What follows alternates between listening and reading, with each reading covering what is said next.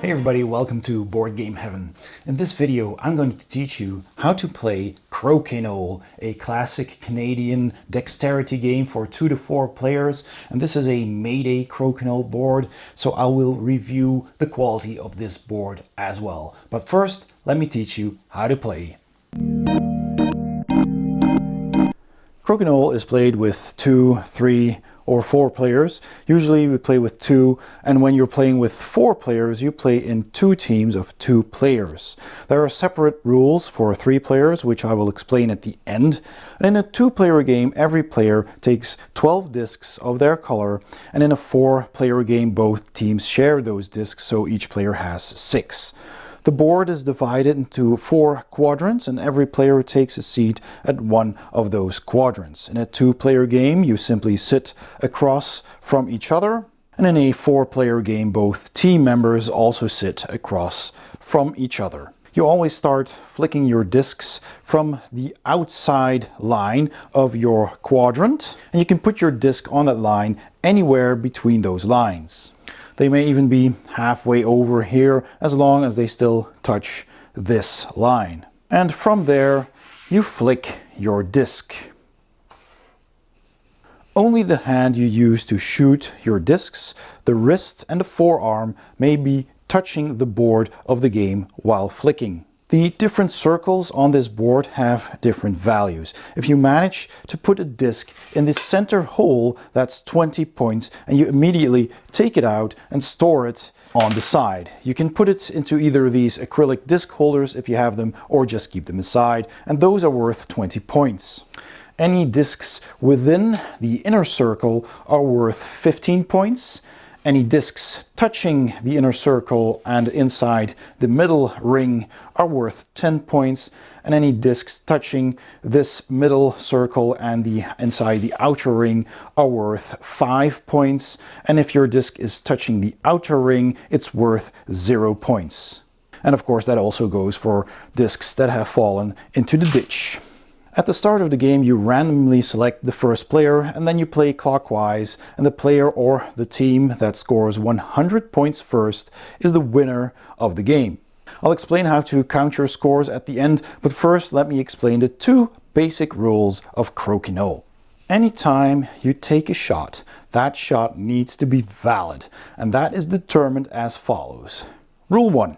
If there are no opposing discs on the board at the moment that you shoot, there can be discs of your own color on the board, but not, in this case, no black discs, then you need to get your disc touching or inside the middle ring, including the center. If you manage to shoot a disc inside the center hole, you simply take it out and put it aside, and that's worth 20 points. If your disc ends up touching or within the center ring, then that means it's a valid shot and it stays on the board. If you didn't manage to shoot it inside or on this inner ring, it is an invalid shot and it is removed from the board into the ditch. Rule 2. If there is an opponent's disc on the board, then a shot is considered valid when you hit one of your opponent's discs, and it doesn't have to be a direct hit by the disc you shoot. It can be an indirect hit if there are more of your discs on the board. But the result of your shot needs to also touch at least one of your opponent's discs. So if you manage to do that, even barely touching, your shot is valid. So if you don't manage to do that, like I just did, then that means that shot is not valid, and the disc that was shot, even if it landed in the center hole, is simply removed from the game, plus any of your disc it touched. So it also touched this one, so this one would also be an invalid disc now and removed from the table. And that means that now the opponent can take a free shot inside the center ring without having to touch any of my discs, because there aren't any left on the board. So those are basically the 2 situations that may arise. Either your opponent does not have any discs on the board and you need to be in the center circle or touch the center circle, or there is an opponent's disc on the board and you need to hit one of your opponent's discs as a result of your shot. And like I said, any disc that you touched that was yours or your team's is also removed from the game. So that also means if your opponent has just one disc, for example, all the way over there, and maybe I have a disc over here, and it's my turn, and that means I can't just shoot for the center. I need to hit the opponent's disc. So I'd have to shoot something from here perhaps. So let me see if I can manage to hit it. I did touch it, but unfortunately it went out into the ditch, so it's gone anyway, but that disc stays where it is. But if I did manage to hit it, like so, then I could try and get the opponent's disc outside, and then my shot stays valid, even though it's not in the center ring. I did manage to hit an opponent, so my disc stays where it is. And like I said, you can also try and hit an opponent's disc indirectly. So if I somehow manage to shoot this disc and hit that one, and that would hit this one, and maybe even this would bounce off into the center, that would be awesome, then it's a valid shot because this disc did touch my opponent's disc, and even though my own disc didn't, it was an indirect hit, and this would be a valid score. Note that if you by accident shoot an opponent's disc into the center hole, now that is also a valid shot for the opponent. And that's basically all there is to it. So let's explain scoring. So both parties take turns until they run out of all 12 of their discs. So they both took 12 turns, or in teams every player took 6 turns. Then it's time to count your score. So let's say we just had a couple of discs on the board, like so, for example, and a couple of black discs as well. Let's say like this. A couple of them are on the outside here, and the rest might have been ditched. So let's see. All right, and a couple of 20s. What you do then is you count up your total score, and each player's score is subtracted from one another. So the player with the highest score has the highest number, and then the player with the lowest score, that score is subtracted from the player with the highest score, and the remainder of that sum is what that player scores. So what people usually do, which is easiest, is simply this: every disc that touches a border is considered to be worth the value of the lower ring. So let's see, if this was over here touching that ring here, that border, then this would actually be considered to be worth 10 points. So you can just slide over all the discs in their respective zones. This is touching the outside border, so this is ditched, this is ditched, this is ditched. And then you can simply take off discs that cancel each other out. So this is both 15, so you just take those off. This is 2 5, these are 2 5s, here's another 5 and another 5. This is a 10, that's a 10. So all that's left is 3 20s here, 1 20 over there, so that means 2 20s for the white player, plus a 10, so that's 50 points. And then you just take that player's peg and put it on 50 in this case. And you know, if turns, or if the scoring is a lot tighter, if there's, sometimes it's even a draw, and sometimes there's just like 5 points, and that's why the scoring track only has increments of 5. So the only one player scores after each round, and it can be as little as 5 or even nothing, and it can be a lot more, of course, depending on how well you played or how badly the opponent has played. And you continue playing until one player reaches or exceeds 100 points, and that player wins the match. So the rules for a 3-player game are slightly different. There's 2 ways you can play it. You can play 2 versus 1 player, and the 2 players divide one set of discs with 6 each and play as partners on opposite quadrants, and the 3rd player takes 12 discs and shoots 1 disc every other turn, always shooting from one single quadrant, and you score the same way as a 2 or 4-player game. And the second way to do it is to use a 3rd set of 12 discs in another color, and you can score as follows. The player with the highest score gets 2 points, the second one gets 1 point, and the 3rd player receives 0 points. And if 2 players tie for first, they each receive 1 point, while the 3rd player receives 0 points. And should the second highest score be a tie, then both players receive 0 points, and you play up until 8 points. The rules also come with some tournament rules included, but that is basically how you play Crokinole. So a bit of advice on how to maintain your Crokinole board and keep it in good shape.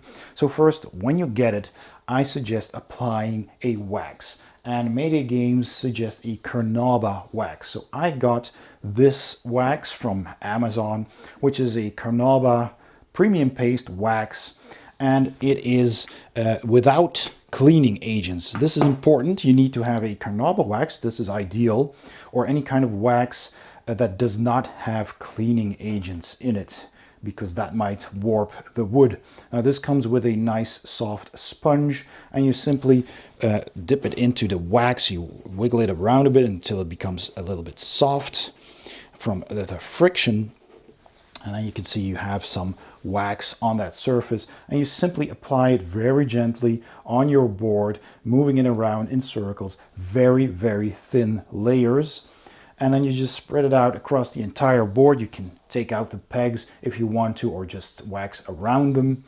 And then let that dry for a couple of hours, and it will become hard. And then afterwards you take a clean cloth, a soft cloth, and you wax it off entirely. So you make round circular movements, and you just completely remove it, and then you can repeat that process 2 or 3 times until you think you have a nice and smooth surface. And that will protect the wood as well as make the surface very smooth.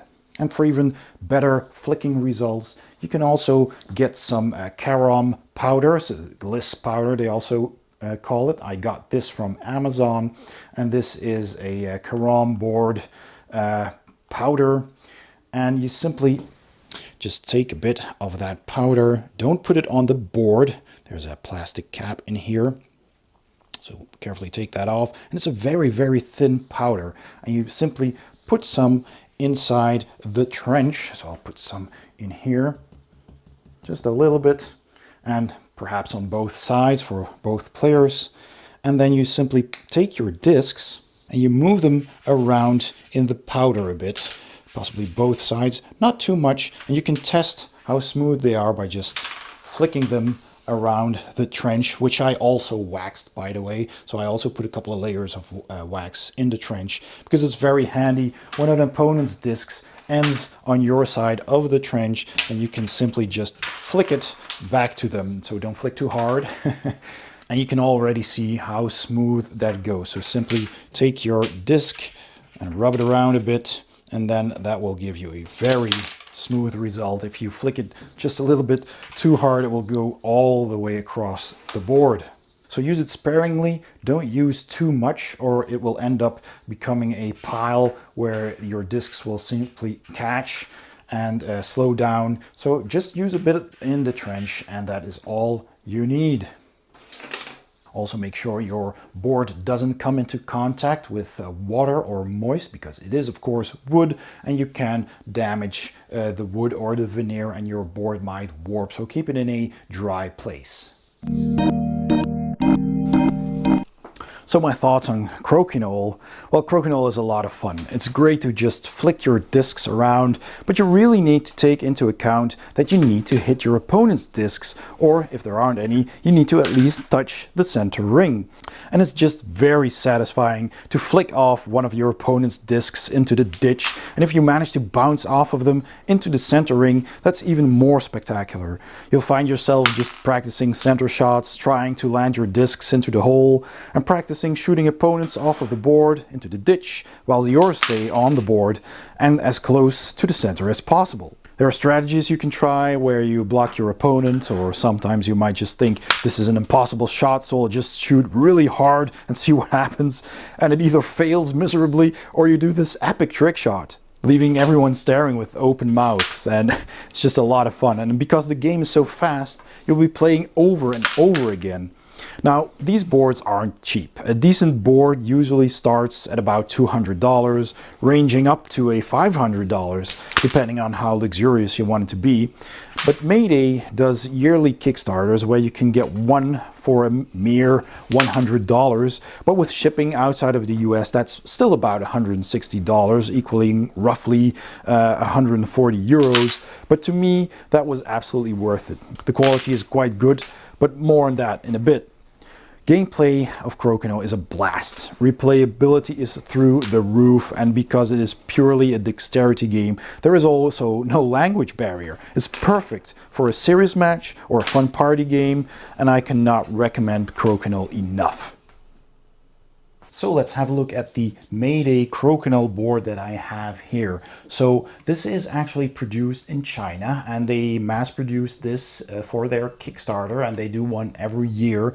And the boards they don't sell on Kickstarter, they sell on their web store. And it was $99 on the Kickstarter, and it's $150, I believe, on their web store. And they usually sell out pretty fast.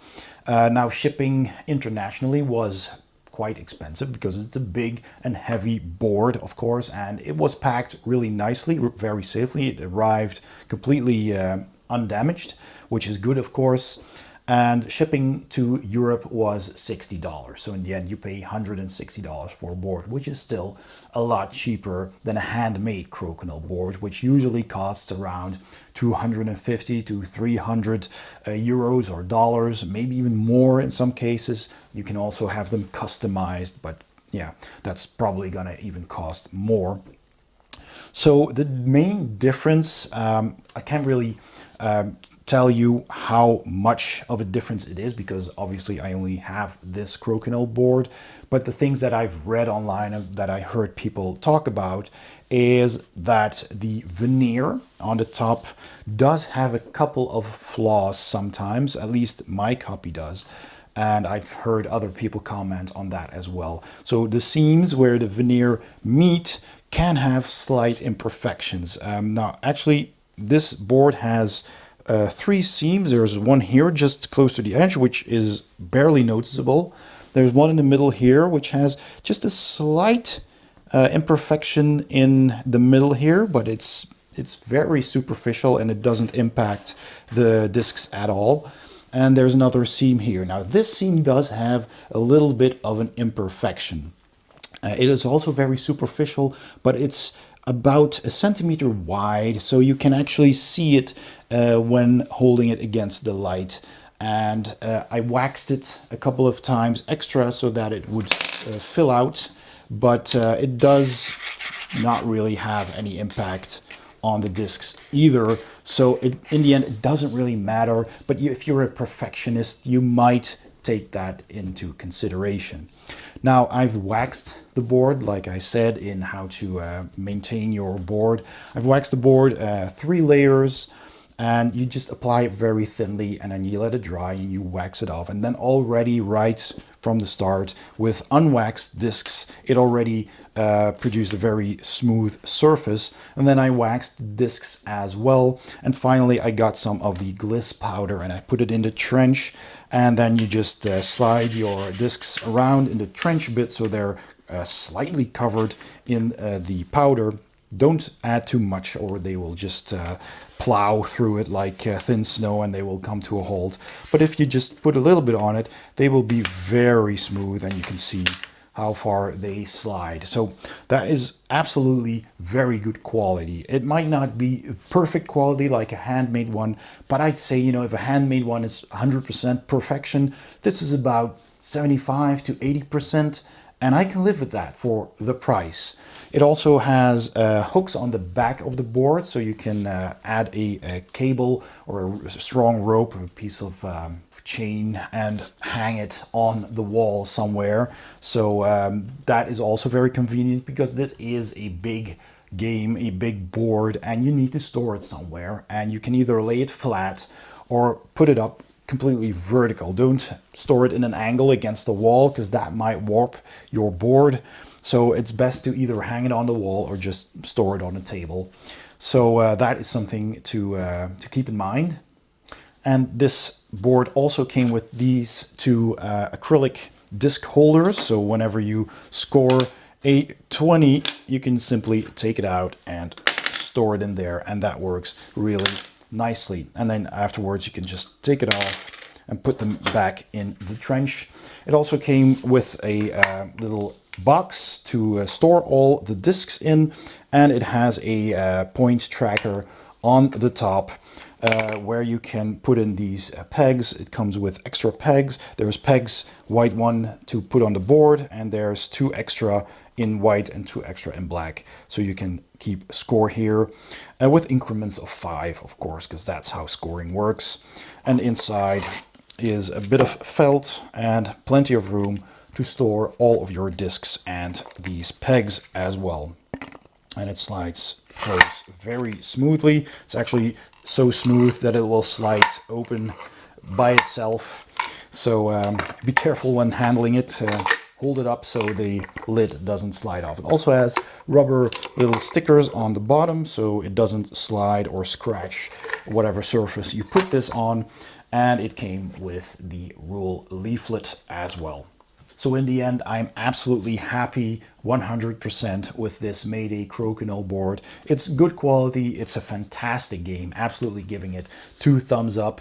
It's very enjoyable. And that's it. I hope you enjoyed this video as well. If you did, please give it a thumbs up. Please consider becoming a Patreon to my channel. The link is at the end of this video or in the description below. I can really use the support. It's much appreciated. And don't forget to subscribe as well. And I'll see you next time on Board Game Heaven.